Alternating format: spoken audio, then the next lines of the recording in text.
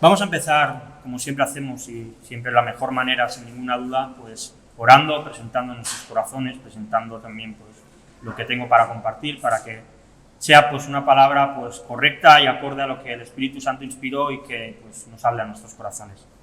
Señor, te damos muchas gracias porque en esta mañana podemos venir delante tuyo, Señor, y gracias porque, como hemos cantado, tú eres bueno, Señor, tú eres bueno y tu misericordia es para siempre, Señor, y en esta mañana también queremos que en medio de la predicación, en medio de la reflexión que vamos a hacer en tu palabra, tú te glorifiques, Señor, que tú te exaltes, que tu nombre sea el centro de todo el mensaje y que este nombre, Señor, impacte en nuestra vida, Señor, que cambie nuestros corazones, que nos acerque a ti, Señor, confróntanos pues con nuestra infidelidad, con nuestra falta de fe, Señor, muchas veces, y aliéntanos, Señor, también para poder vivir esta vida cristiana que a veces pues es difícil, que a veces nos cuesta, Señor, pero en la cual sabemos que tú estás con nosotros acompañándonos, y esto nos da tranquilidad y nos da paz, Señor. Te alabamos y te damos gloria porque tú eres nuestro Señor y tú has prometido, Señor, pues guardarnos y cuidarnos todos los días. Amén.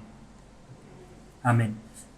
La semana pasada veíamos cómo Jesús estaba pues con unos judíos y hablaba Jesús de que el Padre había dejado unos testigos que daban testimonio de él, de que él realmente era el Hijo de Dios, que él realmente tenía autoridad pues para dar vida, para juzgar, y que acreditaban que él era el Mesías. Y vemos que Jesús pues sale de Jerusalén y pasa el tiempo, y así que los que tengáis Biblia, pues ya sea físicamente o digitalmente, en el móvil, como queráis, si queréis, pues vamos a leerlo juntos. Hoy vamos a irnos al capítulo 6 de Juan, del Evangelio de Juan, y leeremos los versículos del 1 al 15. Juan, capítulo 6, del 1 al 15. Mientras lo buscáis, comento algo que ya hemos ido viendo otras semanas, y es que el Evangelio de Juan es un evangelio de encuentros. Un evangelio en el que pues, el Señor Jesús va teniendo diferentes encuentros con diferentes personas y como leeremos ahora, Jesús se va a encontrar con mucha más gente, con muchas más personas. Así que Juan capítulo 6, los versículos del 1 al 15, dicen así: Después de esto, Jesús fue al otro lado del mar de Galilea, el de Tiberias, y le seguía gran multitud, porque veían las señales que hacían los enfermos. Entonces subió Jesús a un monte, y se sentó allí con sus discípulos. Y estaba cerca la Pascua, la fiesta de los judíos.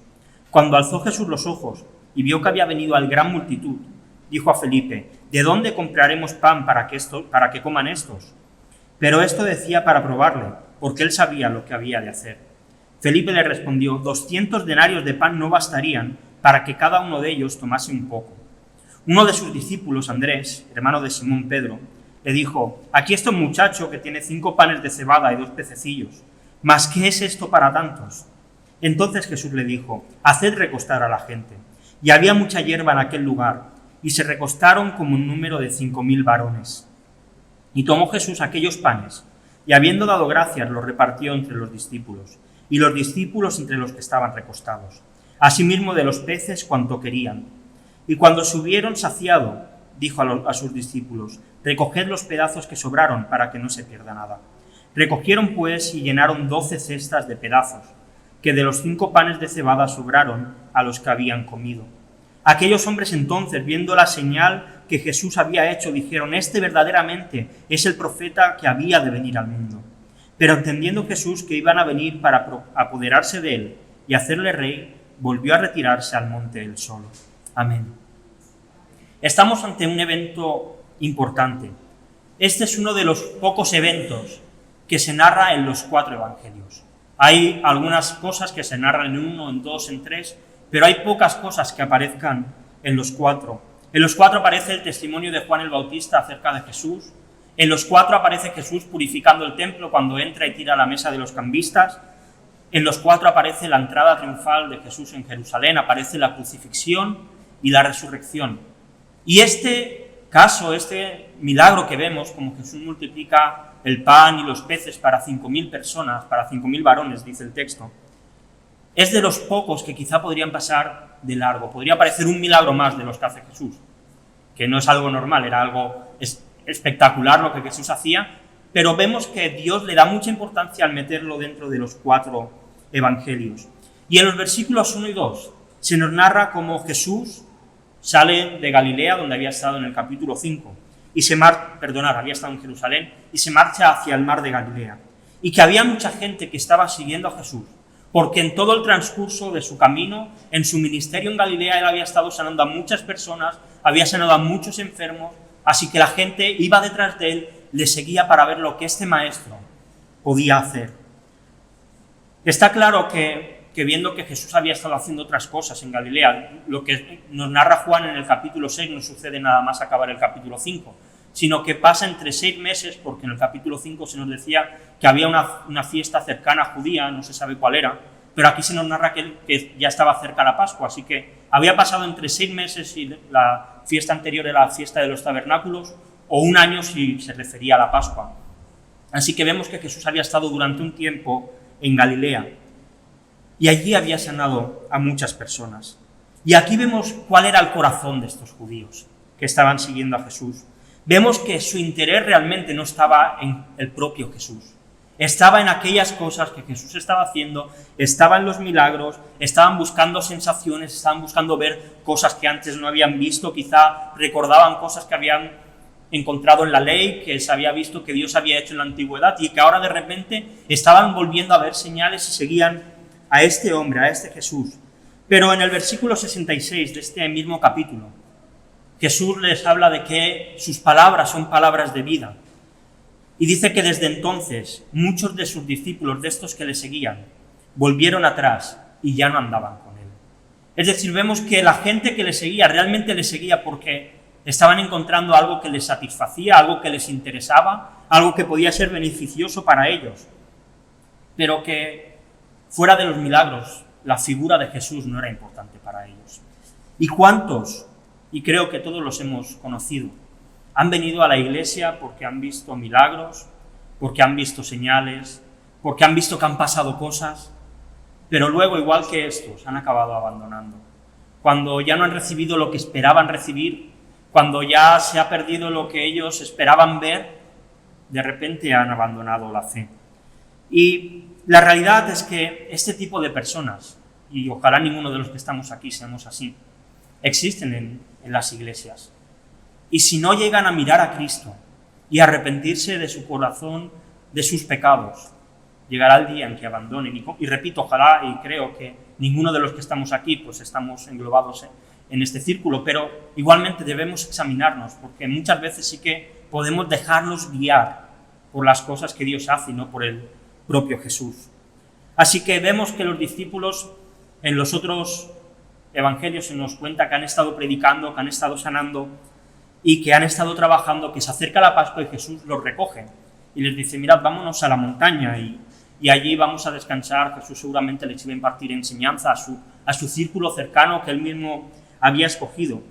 Y aquí hay algo que creo que todos estaremos de acuerdo. Todos los que trabajamos, habéis trabajado, los que ya estáis jubilados, habéis trabajado durante muchos años. Todos tenemos derecho a tener vacaciones, ¿verdad? Todos durante el año, por el trabajo que hacemos, nos merecemos pues, poder descansar 1, 2, 3, 4 semanas juntas, separadas, pero tener un tiempo de descanso en el que poder estar con la familia, en el que poder pues, viajar. Hoy en día quizá viajar no sería algo muy recomendable, viendo cómo está la situación, pero todos merecemos tener un descanso, ¿verdad? Poder, pues, lo que os he dicho, pasar tiempo con la familia, con amigos, poder desconectar un poco de todo. Y esto parece muy lógico y muy obvio dentro de los trabajos, y no me gusta llamarle así, pero de los trabajos seculares, ¿verdad? De los trabajos que ocurren fuera de la iglesia. Pero a veces, no sé por qué, nos cuesta entender que aquellos que trabajan en la iglesia también necesitan descansar. Jesús se llevó a sus discípulos aparte para que descansaran. Y para un pastor, y digo esto porque como yo no soy pastor, a veces a los pastores les cuesta decir esto porque parece como que se quieren escaquear. Como yo no soy pastor, me siento en la libertad de poder decirlo. También necesitan descansar. Todos nosotros tenemos, si trabajamos 1 o 2 días a la semana de descanso. Normalmente el domingo, a no ser que tengas un trabajo pues rotativo y tal, todos descansamos el domingo. Para un pastor el domingo es el día de más trabajo. Es el día que más tiene que trabajar, que más tiene que esforzarse durante toda la semana para preparar y para trabajar. Ellos también necesitan vacaciones. Ellos también necesitan tener un día de descanso. Y creo que es una mala práctica que las iglesias en general tienen y que se debería definir tanto por el pastor como por la iglesia, un día de descanso semanal para ellos. Un día en el que nosotros como miembros no les llamamos para contarles nuestros problemas, que no les pedimos nada, sino que dejamos que dediquen tiempo a su familia, a su marido, a su mujer, para que puedan tener este tiempo de descanso. Mirad, en Marcos 6, en el texto paralelo, dice, venid vosotros, esto le dijo Jesús a los discípulos, venid vosotros aparte, a un lugar desierto, y descansad un poco, porque eran muchos los que iban y venían, de manera que ni aún tenían tiempo para comer. Estaban tan cansados los discípulos que Jesús les dijo, venid porque es que no podéis ni comer. Y a veces nosotros hacemos eso con los pastores. Y está bien, ellos están para ayudarnos, para escucharnos, pero igual no hace falta llamarles a las 2 del mediodía, que es la hora de comer. Igual no hace falta llamarles a partir de las 9 de la noche, cuando ya es el tiempo de descansar. Espero que entendáis lo que estoy diciendo. Están para ayudarnos, pero ellos también necesitan tener tiempo de descanso. Necesitan tener un tiempo en el que puedan disfrutar en familia, en el que se puedan preocupar pues entre ellos, en el que se puedan ir de vacaciones y que, igual que nosotros necesitamos descansar, ellos también lo tengan. Igual que los discípulos necesitaban descansar porque estaban trabajando para el reino de los cielos, quienes trabajan para el reino de los cielos hoy siguen necesitando también descanso. Así que se apartan allí a la montaña, Jesús se los lleva para que descansen, pero vaya sorpresa, llegan allí y ya hay gente esperándoles. Ya hay gente que están esperando, no sabemos de qué manera, pero se han enterado que Jesús va hacia allí y empiezan a rodearles, empiezan a llenar la montaña. Y dice otro de los textos paralelos en Marco, que Jesús tuvo compasión de ellos, porque eran como ovejas que no tenían pastor. Jesús los miró y los vio como ovejas perdidas, como ovejas descarriadas. Y dice que entonces empezó a predicarles, que empezó a sanar a muchos enfermos que habían allí. Tanto así que se les dio la noche. Se empezó a hacer de noche. Y los discípulos le dicen a Jesús, bueno, Jesús, empieza a despedir a estos que se vayan porque tendrán que comer, tendrán que alimentarse. No tenemos nada para darles. Y entonces Jesús mira a Felipe, uno de sus discípulos, y le hace una pregunta. ¿De dónde compraremos pan para que coman estos? ¿De dónde compraremos pan para que coman estos? Jesús no estaba esperando que Felipe le diese la solución. El texto dice que Jesús ya sabía lo que le iba a hacer. Jesús ya sabía que iba a multiplicar los panes y los peces. Pero Felipe le responde con una pregunta que está relacionada, pero que no era lo que Jesús le había preguntado. Le dice, 200 denarios de pan, 200 denarios era el salario de 200 días. No bastarían para que cada uno de ellos comiese un poco. Jesús le había preguntado, ¿dónde compraremos? Y Felipe responde que no tengo dinero para comprar. Pero es que, Felipe, aunque tú tuvieses 5.000 denarios, no ibas a encontrar un sitio donde te diesen pan para 5.000 personas cuando se hace de noche. Imagínate que de repente se te plantan en casa 200 personas a las 8:30 de la tarde. Por mucho que recorras panaderías, supermercados, seguramente no vas a conseguir encontrar pan para tanta gente. Mucho menos para 5.000 personas. Y hablo aquí de varones, seguramente habrían niños y mujeres también. Felipe había estado viendo milagros de Jesús. Es probable que él incluso hubiese sanado a alguien. Él conocía el Antiguo Testamento. Sabía que Dios había mandado maná del cielo en el desierto. Sabía que a Elías lo alimentaron cuervos que le traían comida cada día. Pero cuando tenía que hacer uso de su fe, hizo uso de su razón. Y empezó a hacer cálculos. Pues si somos 5.000 y me lo invento, una barra de pan pues vale 2 denarios, pues no nos da para darles. Cuando tendría que haber hecho uso de su fe, empezó a pensar, empezó a razonar. ¿Acaso Jesús no le había demostrado ya que tenía poder suficiente para hacer así y que apareciesen panes del cielo? Pero él se volvió racional. Una pregunta de Jesús le dejó en mal lugar hasta cierto punto. Pero ¿cuántas veces no nos pasa eso también a nosotros? Que leemos la Biblia y encontramos una pregunta que nos reta. Que oramos y sentimos como el Espíritu Santo nos guía a algo y nos reta. Y en lugar de actuar en fe, actuamos racionalmente. Pero esta pregunta, a la cual Felipe no supo responder bien, iba a servir para que su fe se fortaleciese. Jesús no le iba a dejar tirado al suelo, sino que lo que iba a ver Felipe iba a servir para que su fe se fortaleciese, para que él estuviese más fuerte espiritualmente. Y mientras Jesús estaba hablando con Felipe, vemos a Andrés, al hermano de Pedro, que se mueve, parece que va a buscar algo, desaparece quizá de la escena y llega con un chavalito quizá de la edad pues, de Misael, del Fran, no sabemos la edad que tenía, dice que era un muchacho, y viene con 5 panes y 2 peces. Ese al menos tuvo un poquito de fe, dijo, bueno, pues vamos a ver si arreglamos un poco la situación. Pero cuando se acercó a Jesús, le dijo, tengo esto, pero ¿qué es esto para tantas personas? ¿Qué es esto para las 5.000 personas a las que tenemos que alimentar? ¿Y cuántas veces quizá podemos sentirnos nosotros igual que Andrés? Decepcionados. Yo creo que Andrés se debió sentir decepcionado. Jesús, he hecho lo que he podido, pero no puedo satisfacer lo que tú me pides. ¿Y cuántas veces a veces nosotros nos podemos sentir así? Que nos esforzamos en vivir una vida cristiana correcta, que nos esforzamos en hacer buenas obras, pero fallamos. Pero no estamos a la altura quizá de lo que Dios está demandando de nosotros. Pero después de esta decepción, Andrés vio el poder de Dios. Andrés vio cómo Dios actuaba. Y después de nuestras decepciones, de cuando nos sentimos que no somos suficientes para poder agradar a Dios, para poder satisfacer lo que Dios demanda de nosotros, Dios muestra su poder para confrontarnos, para confortarnos. Cuando Pablo clamó a Dios y le dijo, quítame este aguijón, dice que hasta 3 veces lo pidió. Y Dios le dijo, bástate en mi gracia porque mi poder se perfecciona en tu debilidad. Y es que donde nosotros no llegamos, Dios evidencia su poder. Donde nosotros no podemos hacer, Dios nos conforta, evidenciando que en nuestra debilidad, donde nosotros no podemos, Él llega, Él actúa y Él hace milagros. Y en vista de que los discípulos no han sido capaces de cumplir pues, lo que Jesús les ha pedido, que alimenten a estas 5.000 personas, Jesús les dice, mirad, coged a toda esta gente y juntadlos en grupos de 50 y de 100 personas y sentadlos en la hierba. Así que vemos que los discípulos que no habían tenido fe para poder alimentarlos, al menos sí que obedecen. Así que van a la gente, empiezan a sentarlos como Jesús les había pedido, y dice que el Señor Jesús coge el pan, da gracias por él, lo parte y empieza a darlo a los discípulos para que lo repartieran entre la gente. La verdad es que no sabemos exactamente cómo fue la escena. No sabemos si Jesús se puso a cortar trocitos, si ese pan no se gastaba. No sabemos cómo fue, si empezaron a aparecer otros panes en la cesta del niño, no lo sabemos.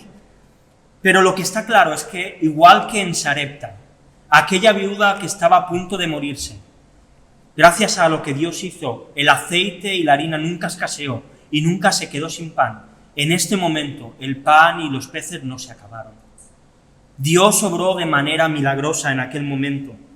Como he dicho, Jesús podía haber hecho que, con un chasquido, que apareciese un pan en cada persona que estaba allí. Podrían haber empezado a llover panes. Estaban cerca de un lago, podrían haber empezado a salir peces hacia afuera y que la gente comiese.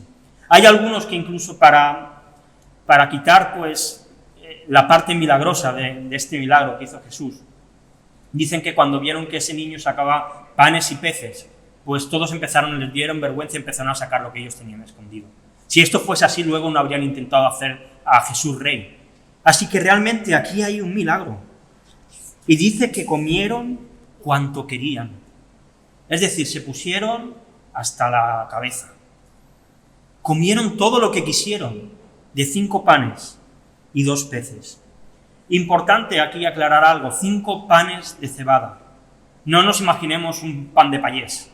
5 panes de cebada eran unos panes finitos, tipo una torta de maíz, y lo comía la gente pobre, es decir, que no serían súper grandes, y lo llevaba un chaval, lo llevaba un muchacho, dice el texto, así que no debían pesar mucho. Y los peces no los cocinaron, así que estarían en una especie de escabeche, en algún tipo de manera que se lo podían comer en el momento, no se pusieron a hacer una hoguera, unas espetas y a comerlo, sino que realmente lo podían comer. Así que a Dios le encanta algo, porque vemos que Él hace el milagro, pero envía a sus discípulos a repartir. A Dios le encanta mostrar su poder por medio de personas imperfectas como los discípulos y como tú y yo. A Dios le gusta utilizar a los seres humanos que le fallamos, que somos infieles, que éramos sus enemigos, para hacer cosas extraordinarias. Personas que se ven incapaces de hacer la tarea que Dios nos encomienda, pero aún así Dios nos utiliza. Pero hay algo más que me llama la atención. Mirad, Mateo narra así este momento. Entonces mandó a la gente recostarse sobre la hierba, y tomando los 5 panes y los 2 peces, levantando los ojos al cielo, bendijo y partió y dio los panes a sus discípulos, y los discípulos a la multitud. Aquí vemos cómo Jesús está dando comida física a sus discípulos para que lo repartan a la multitud. Pero unos capítulos más adelante, Mateo 26, y mientras comían, Jesús tomó el pan y bendijo y lo partió y dio a sus discípulos y dijo: tomad, comed, este es mi cuerpo. En el momento en que Jesús estaba anunciando su muerte y que más tarde resucitaría, es una situación muy similar a lo que estaba ocurriendo a las orillas, a la montaña de este lago. Y estaba haciendo lo mismo. Os doy mi pan, ahora vosotros llevádselo a los demás.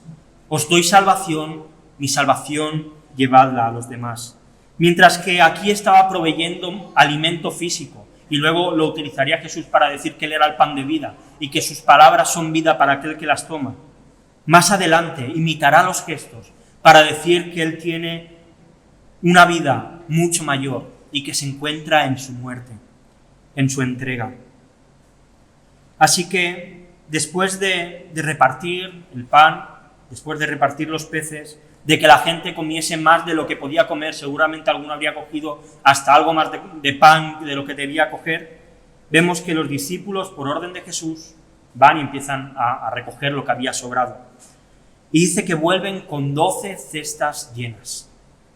12 cestas llenas. Probablemente cada discípulo llevaría su cesta, eran 12, pues cada uno volvería con una. Como escuché a alguien decir que predicó sobre esto, lo que Dios hizo con un Happy Meal, con la comida de un niño, Dios alimentó a 5.000 personas. Dios les había dado abundantemente para comer todo lo que quisieran, pero la abundancia no significaba ni derroche ni desperdicio. Habían comido abundantemente, pero lo que sobraba había que recogerlo. Y seguramente lo utilizarían para comer luego los discípulos, que no habían podido comer. Y es que nuestro Dios es un Dios abundante. Es un Dios que da más abundantemente de lo que ni siquiera podemos imaginar. Y yo creo que todos en algún momento de nuestra vida, quizá ahora no lo estés viviendo así, pero todos en algún momento de nuestra vida hemos sentido como Dios ha sido abundante con nosotros. Y no estoy hablando solamente de dinero, estoy hablando de que Dios a veces nos permite tener tiempo para poder disfrutar de las cosas. Estoy hablando de que a veces nos permite pues tener comida y poder tener buenas comidas en casa.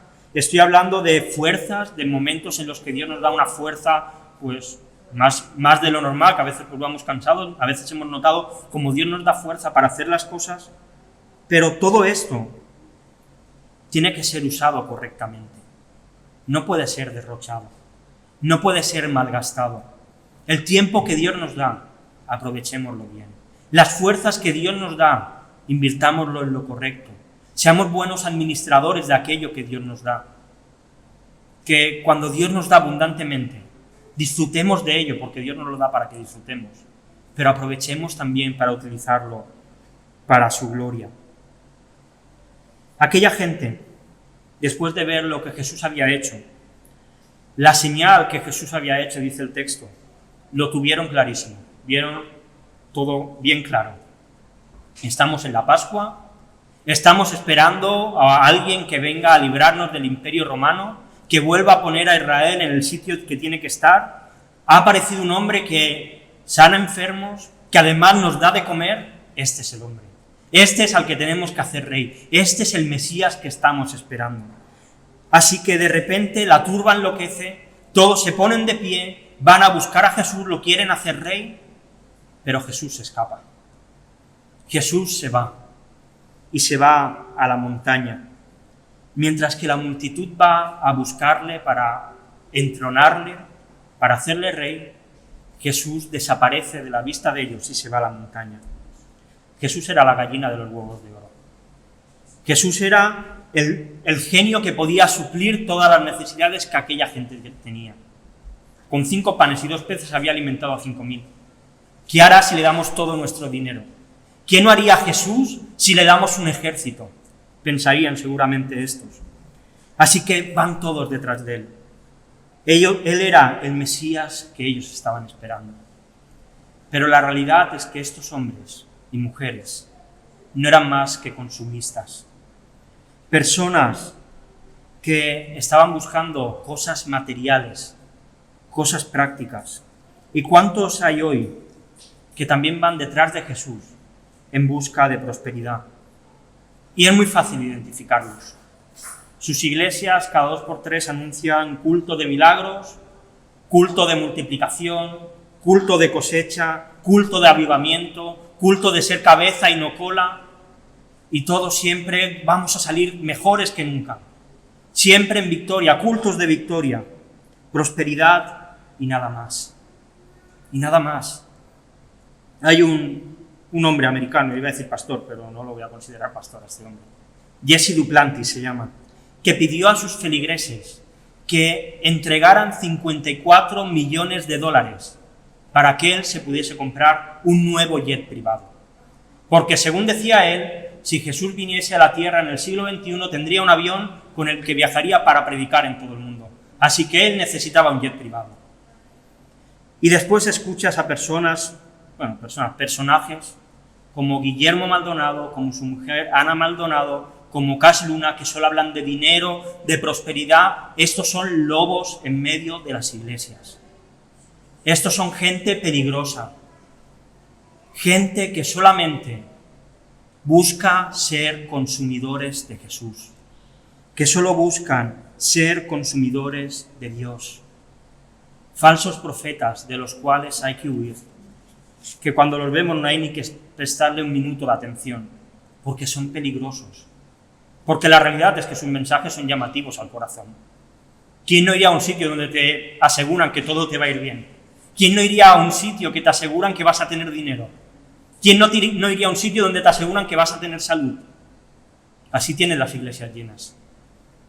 Pero sinceramente, cuando veo a sus iglesias llenas y que a cosas que ellos dicen amén la gente, digo, esta gente no lee la Biblia.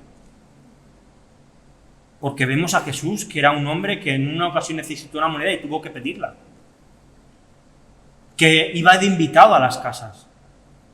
Vemos a Juan el Bautista que comía langostas y no de las del mar, de las del campo, como saltamontes.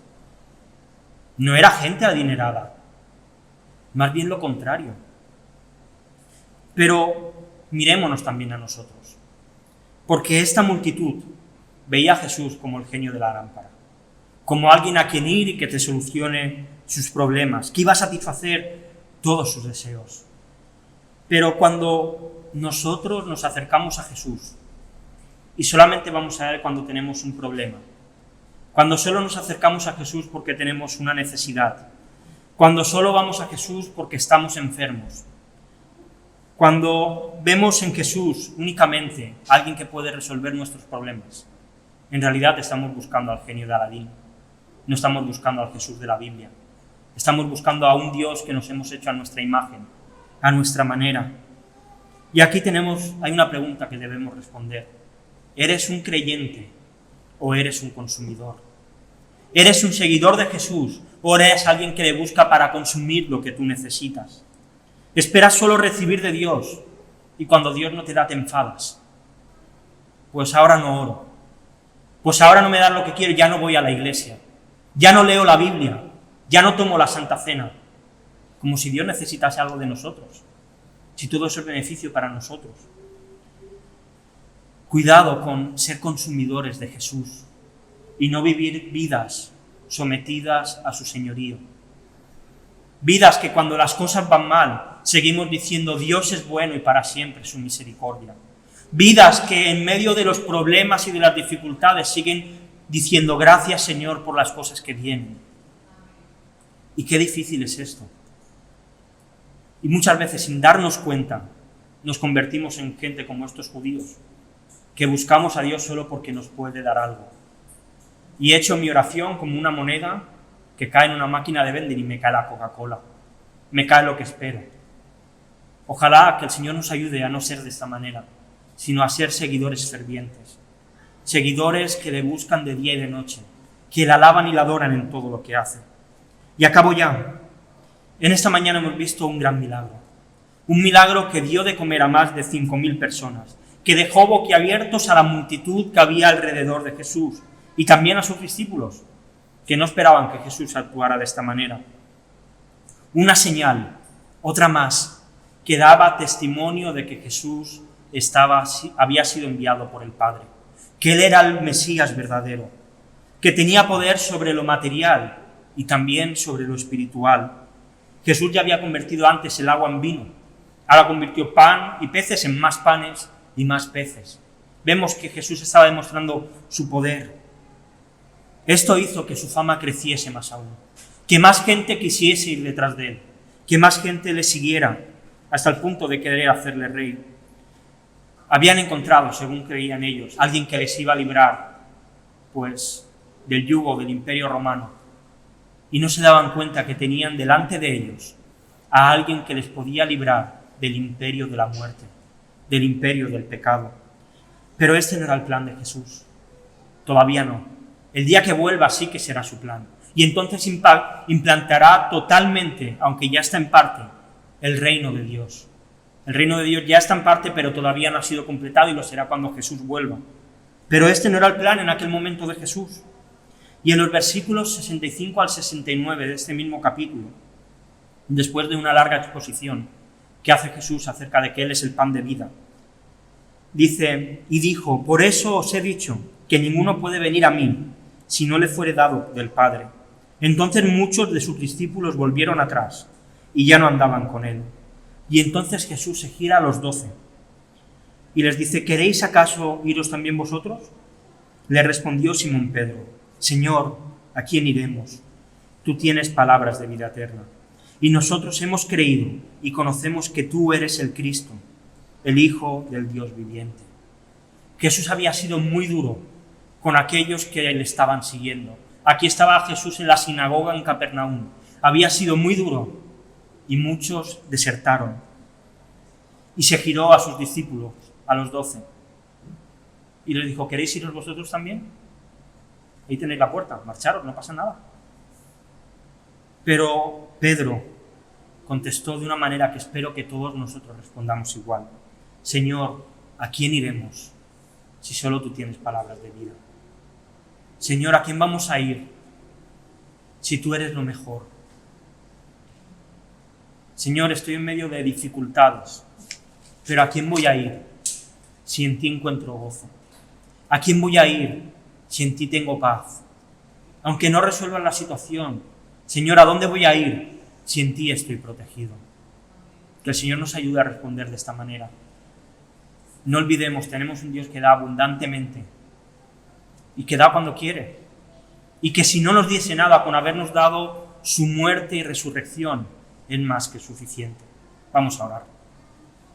Señor, gracias porque en esta mañana hemos podido ver cómo tu poder no tiene límite, Señor.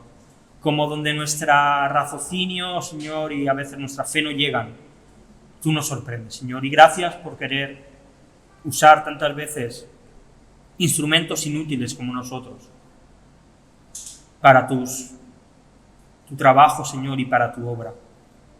Y, Señor, como dijo Pedro, ¿a dónde iremos, Señor? ¿A dónde podemos ir si tú tienes palabras de vida? ¿A dónde podemos ir si tú tienes gozo y paz, Señor? ¿A dónde podemos ir si tú eres la verdad? Y queremos, Señor, en esta mañana glorificarte y honrarte porque tú eres nuestro Salvador. Porque tú nos has dado vida, Señor, y nos la has dado en abundancia. Y por eso queremos glorificarte y honrarte, Señor, con nuestras vidas y con nuestras palabras. Señor, gracias porque tú nos has dado un alimento superior al que podemos obtener en esta tierra y porque tú eres nuestro Señor. Gracias, Jesús, y recibe hoy nuestra alabanza y nuestra adoración de labios, Señor, que te honran, de corazones humillados ante ti, que te quieren bendecir y quieren exaltar tu nombre, Jesús. Amén.